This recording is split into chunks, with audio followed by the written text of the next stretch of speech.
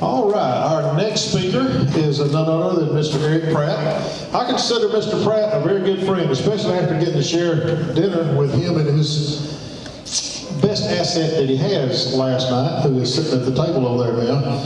And I can tell you for sure that Mr. Erich married up.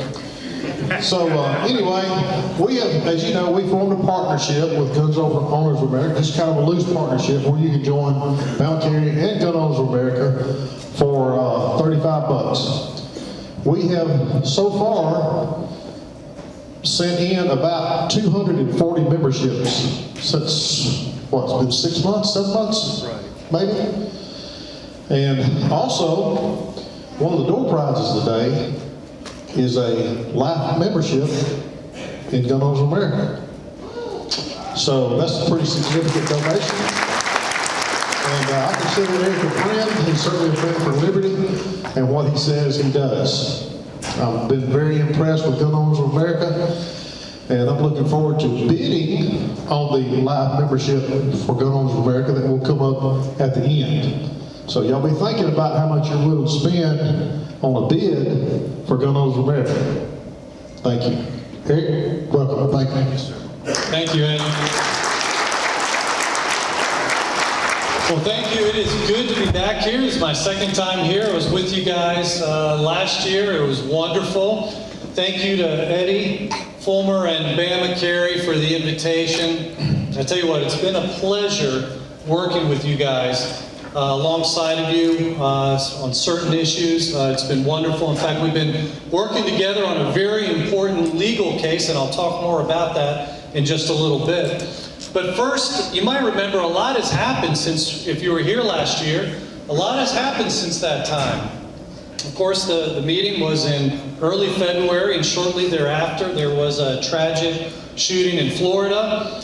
There were some other high-profile shootings throughout the country, and of course, you know, if you've been watching the news, you know the left has been making an incredible push for more gun control at the national level, at the state level, all around the country, and they're trying to convince the nation that there's, you might call it a new kind of manifest destiny taking place, right? Or at least a liberal version of it. You know, it's the idea that they are on the right side of history, that they are going to win because the advance of gun control is inevitable and unstoppable. This is what they want to sell to you. But they want to convince you that you are losing your rights, and so they're going to give you story after story to try to dispirit you.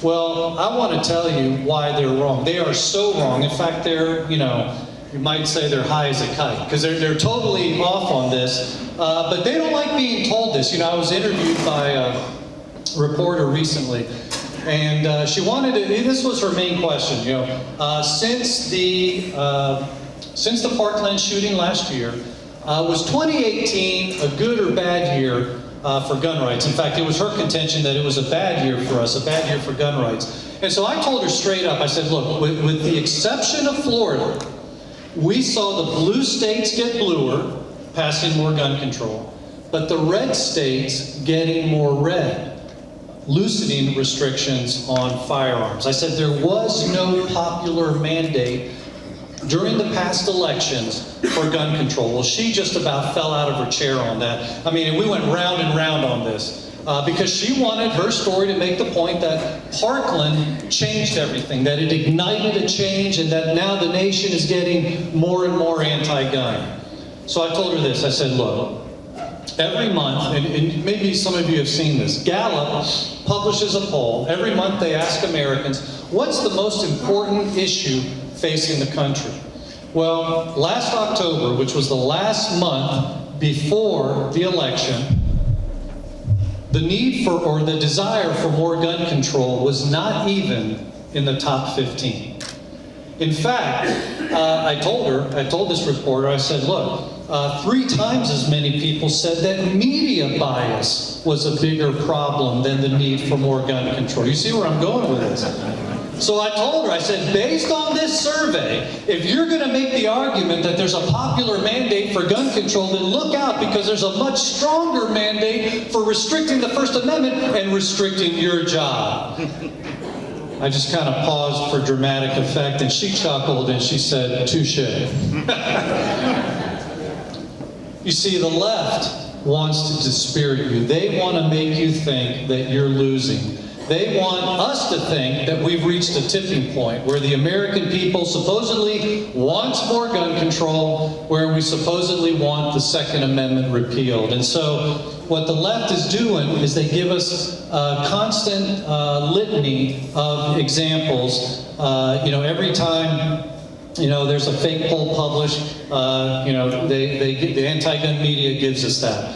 They broadcast every anti-gun rally that takes place in the country, even if only 5 people show up for their side. Every time a liberal state passes some liberal, anti-gun measure, of course they're going to, broadcast that, shout it from the housetops. And this is the proof that they claim that we're losing. But see, the truth is actually far different. We're actually, and this is what we're actually seeing, and this is what I pointed out to the reporters to make the point that that the red states are getting redder. Yes, blue states are getting bluer, but here you go. You've got the number of school districts. Last year, the number of school districts arming teachers doubled. I mean, you can go back 20 years or more. There have been districts around the country where teachers could be armed. But in less than 1 year, the number of counties allowing for, or the number of districts allowing for armed teachers doubled in less than a year. That's very significant. That wasn't shouted from the housetops by the liberal media. Last year, after Parkland, more states passed stand your ground laws. More states expanded concealed carry. More states defeated red flag gun grab laws. I'll talk about that in a second. More states defeated those laws than actually passed them. And now most recently, we got the 15th state that became constitutional carry. That's South Dakota. We got to get Alabama in that list. Come on, guys. But did you see the mainstream media making a big deal about South Dakota becoming the 15th state? No, we didn't, right? Because see, they want to dispirit us. That's their whole point. So whenever, New York passes something radical, they're going to tell you about it. But when South Dakota does it, you just see a little blip and then, on to something else. That's not that interesting. But see, the truth is we're actually winning this war for our rights. Now, that's no reason to rest on our laurels. It's no reason to be lazy. I mean, we need to stay active. We need to keep fighting. And at GOA, as you guys know, those of you who are members, we try to make this very easy for you, right? You go to our website at gunowners.org. You can sign up there at the top of the page to receive free email alerts. And then we alert you when legislation is coming down the pike that would threaten our rights, or like what we were doing in South Dakota recently, when there's good legislation that needs to be supported, then we rally the troops as well. But see, that's how we're going to win this battle for freedom. It's by staying active and staying engaged in the fight. Now, speaking of the fight for our rights, the biggest battles that I think we're going to be facing this year, and I kind of alluded to it already, that's the red flag gun confiscation orders, which they're trying to pass in Congress. And in every state of the union, I'd be surprised if Alabama doesn't at least have a bill to deal with that. If you're not familiar with those bills or laws, this is what they do. They allow for your guns to be confiscated, even though you haven't been convicted of a crime, even though you haven't even been accused of committing a crime. There simply needs to be the claim by maybe a family member that you are dangerous, in their opinion, and you have guns. That's all it takes. Now, you know how a law like that, just hearing that, how that might be abused, right? Right? Well, we've already seen how this has been abused. In Maryland, around the holidays, there was a family argument. Where hasn't there been a family argument around the holidays, right? Well, a distant relative wanted to get revenge after the argument. So she filed for a red flag gun confiscation order, which Maryland has, against the one that she'd been sparring with. Well, police showed up at Gary Willis's home at 5:17 a.m. in the morning. Why they do that to Roger Stone and others so early in the morning, I will never know. But if somebody, you guys are gun owners and gals, that was generic.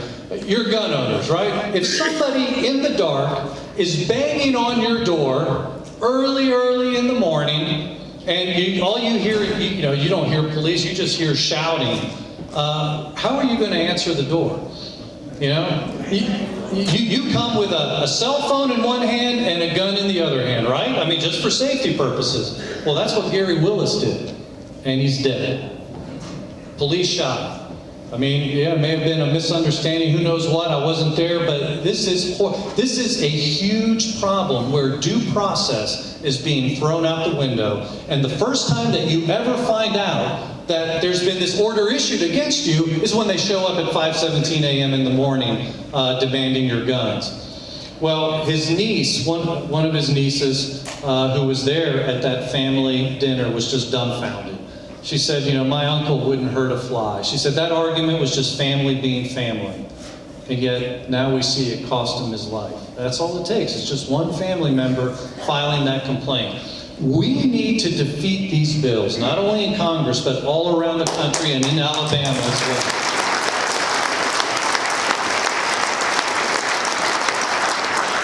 Of course, it's a lot easier to defeat these bills before they become a law than when you have to spend thousands and thousands of dollars, right, in court to try to strike it down. And yet sometimes that's what we have to do. So GOA is fighting a lot of legal battles right now. With the addition of 2 Supreme Court justices that are pro-gun, they had a pro-gun history when they were at the circuit court level. We feel that we have this opportunity, a window right now, to challenge laws at the Supreme Court. Gun control laws. And so currently we're involved in 3 huge cases. One of them, as I mentioned, with BamaCarry, and I'll talk about that in just a second. But with the first one, the Supreme Court actually recently, you may have seen this in the news, they just voted to hear the case. We're part of we're helping to challenge New York City's very draconian gun control laws. And this is a case that has huge ramifications for other states, because if the Supreme Court follows the Heller decision, the McDonald decision, and says that you have to stick to the text, history, and tradition of the Second Amendment, well, then there's a lot of unconstitutional laws and a lot of unconstitutional judges' decisions that are in jeopardy. So that would be a good thing. By the way, this already happened after the Heller and McDonald cases. Once the Supreme Court ruled on those cases, there were cities that repealed their gun bans. There were states that repealed their bans on concealed carry. I wish it was constitutional carry, but they repealed their bans, and so now all 50 states have some form of concealed carry. So good things happened after the Supreme Court weighed in 8 to 10 years ago. So, this is a window, again, we may not have forever, so this is a huge opportunity that we have right now. So that's our first case. Our second big case right now that we're involved in is one that we're currently appealing to the U.S. Supreme Court. Gun Owners of America is defending a disabled veteran who really got reamed by Erich Holder's Justice Department. Jeremy Kettler is this veteran's name. He refused to pay the $200 tax on a suppressor that he had bought pursuant to the laws of his state. Kansas law says that any suppressor that is made in the state and stays in the state is exempt from federal law. So, pretty cool, right? Kind of sounds like what happens in Kansas stays in Kansas. Hey, if it works for Las Vegas, why not for the Jayhawks state, right? That's what I say. Well, this is actually a very important law. We helped push that law into law there in Kansas, and we've helped push it into law in other states as well. And we want to see other states, even Alabama, pass a Second Amendment Preservation Act. So we think it's very important to defend this law. Anyway, because Kettler was relying on Kansas law, he purchased a suppressor in 2014, but he didn't register it with the ATF. And believing he was following the law, which he was, state law, He posted a video about his new suppressor on Facebook. Now, in retrospect, that maybe wasn't the wisest thing to do because somebody at the ATF saw that, and the ATF swooped in, and, but here's the crazy thing. And I'm not going to ask for a show of hands who hasn't paid their taxes, but if you theoretically were not to pay your taxes, IRS would send you a bunch of letters, and eventually they would probably garnish your wages. I actually know people that have had that happen to them, like Wesley Snipes, and well, actually he went to jail. But I do have some friends that have a little bit of experience with this. I mean, they don't break into your home; they just they'll eventually garnish your wages. Well. Not Erich Holder's ATF, no. Not when it comes to gun rights. Rather than just simply requiring him to register his suppressor, they wanted to prosecute him, make an example out of him, to scare anybody who would dare resist federal power on guns. And so Jeremy Kettler, sadly, was indicted. He was convicted of possessing an unregistered suppressor. And now, this disabled veteran is a federal felon. So, we're defending him. We're not only defending him in an appeal to the Supreme Court, we're actually challenging the very core of the National Firearms Act. Gee, wouldn't that be a shame if the NFA just crumbled to the ground as a result of this case? That would make a lot of us happy. So again, here's this open window that we have now with 5 Supreme Court, 5 pro-gun Supreme Court judges. So we're hopeful that if the Supreme Court grants cert in this case, it will be able to get his felony conviction overturned, but also that we get a whack at the NFA, and all in the process being able to uphold Kansas's law. All at the same time. So that's an important case that we're involved in. That's our second case right now. Our third big case is the one that we're involved with BamaCarry, where BamaCarry is helping us with this. We're suing the ATF over their regulations banning bump stocks. Now, I would venture to guess that in a room like this, probably most of you get it as to why this would be an important fight. But if anybody's thinking, what's the big deal about bump stocks? They're dumb novelties anyway. What's the big deal? Consider these points. First of all, the ATF ban, not only does it violate federal law, it violates even previous ATF rulings. I mean, this rules that a piece of plastic is a machine gun, which is incredibly ridiculous. I mean, that's like trying to ban smoking by saying a cigarette is a stick of dynamite. It's just ridiculous to make this claim, but think about how dangerous this is, because if government bureaucrats can turn on a dime and ban something that even they themselves for years has said is legal, then think about what's next. Will ammo be the next thing on the chopping block? Firearms, certain firearms, pistol braces, or just, you fill in the blank. What's next on the chopping block? I mean, the principle behind this ruling of theirs jeopardizes all of our rights. I mean, this is very dangerous. So that's one big problem with this bump stock ban. But here's an even greater problem, I think. The language is so incredibly broad, it threatens AR-15s and other semi-automatic rifles. All of you know a machine gun. You pull the trigger back and it continues to discharge rounds through the barrel until either you run out of ammo or you let your finger off the trigger, right? Well, now ATF through these rulings is saying that a bump stock literally turns an AR-15 or other semi-automatic rifle into a machine gun. They're claiming that the piece of plastic itself is a machine gun, and it converts an AR-15 into a machine gun, which, of course, is, just defies logic, because obviously the trigger is still moving back and forth when you're using a bump stock. One bullet for every pull of the trigger. So think about this. What happens with the next anti-gun administration? Let's say it's the Kamala Harris or Elizabeth Warren or Bernie Sanders. Are you losing your lunch yet? Trump has already banned bump stocks, unless we're successful in the courts. And yet there's all these other items that are out on the market that can easily bump fire or be used to bump fire an AR-15. You know, things like rubber bands, belt loops, a fast finger. See, if bump firing an AR-15 turns it into the ATF regs, here's the problem. The next anti-gun administration is going to have a choice. Either ban rubber bands or ban AR-15s. Which one do you think Kamala Harris will choose? Yeah. Right? See, this is a huge problem. But, you know, even in addition to all of this, I mean, think about it. This ban is violating our Fifth Amendment protection, you know, the takings clause, because there's no grandfather clause here. If you own one, you've got to get rid of it immediately, or else you face a $250,000 fine and 10 years in prison. I mean, this is very dangerous. And that's why GOA has made it a priority to file this lawsuit. We've also, in addition, filed a motion for a preliminary injunction, which means that you know, that could get the whole enforcement of it stayed pending the litigation.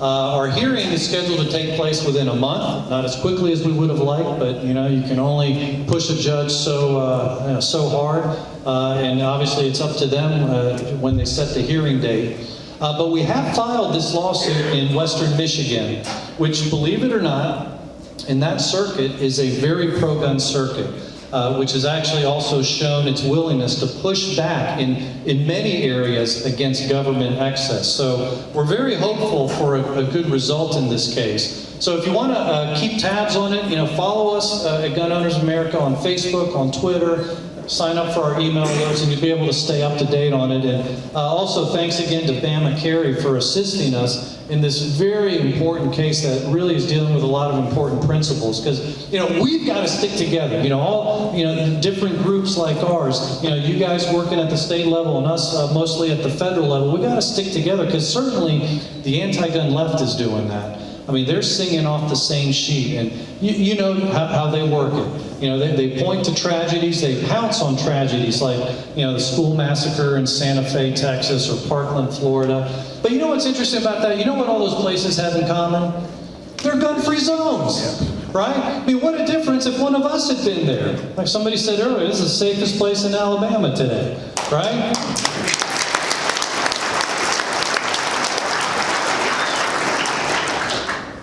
Here's the thing, though. Good guys with guns are stopping mass shootings from coast to coast. Good guys and good gals. Of course, you don't see CNN reporting that, you know, the Clinton News Network. They don't report on these stories. But we see it again and again, right? Last year, 2 armed good guys shoot and kill a gunman who opens fire in an Oklahoma restaurant. A firefighter, before that, stops a potential mass shooting at a South Carolina school. A doctor ends one at a Pennsylvania hospital. A husband on a date with his wife stops a mass shooting in a Texas bar. An Uber driver in Chicago, of all places, stops one on a busy street corner before anybody can be injured. And this is one of my favorites. A woman worshiping in a Colorado church with a concealed carry firearm mortally wounds an armed invader who had 1,000 rounds of ammunition strapped in. He was intending to commit the greatest mass shooting on American soil, but not one person was killed inside of that church other than the bad guy. That's how you get it done. Those are just a few of the examples from all over the country. I mean, guns, as you guys know, are saving lives every day, every day. So this is why we have to work so hard to preserve our Second Amendment protected rights. I mean, we cannot compromise. We cannot settle for gun control light. You know, the Second Amendment says shall not be infringed. It doesn't say you can have a background check.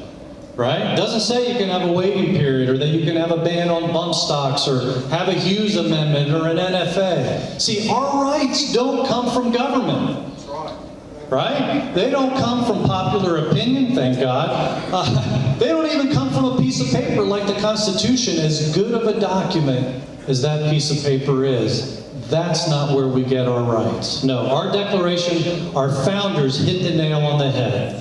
Our rights are endowed to us by our Creator. They come to us from God, and that's why they can't be taken from us, and that's why we cannot compromise. Not at all.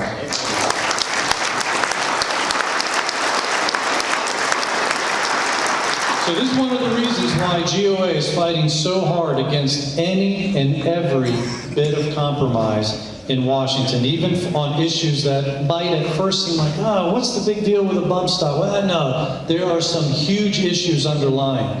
So I hope, I know many of you in this audience have signed up with GOA, and I want to thank you. The more people we have here, the louder voice we have in Washington, D.C. We are fighting for your rights. We're fighting for all of our Second Amendment protected rights. I want to just end with this. My time's about up. So I just want to encourage you, because it's easy to think the anti-gun left is this insurmountable wall. They're so big, how can we possibly win? But I want you to know that they actually fear you more. President Clinton lamented several times that passing gun control cost him control of the Congress. And why did that happen? Because we held congressmen accountable and we fired them in droves during the '94 elections. More recently, President Obama whined that his greatest frustration was not passing gun control, and he said this several times. But why couldn't he? Because congressmen feared that we would hold them accountable at the polls. Well, a couple of years ago, a very liberal magazine, The Daily Kos, said this: "It's the gun owners of America that keeps the left awake, clutching their comforters in fear." I love that.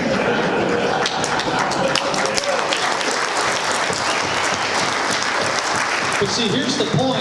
It's not Erich Pratt that they fear. It's you guys that they fear. The left fears you. They fear the power of the grassroots, because that's what Gun Owners of America is. That's what BamaCarry is. The left fears you. So be encouraged, folks. This is a good day for liberty. Thank you, and may God continue to bless this nation.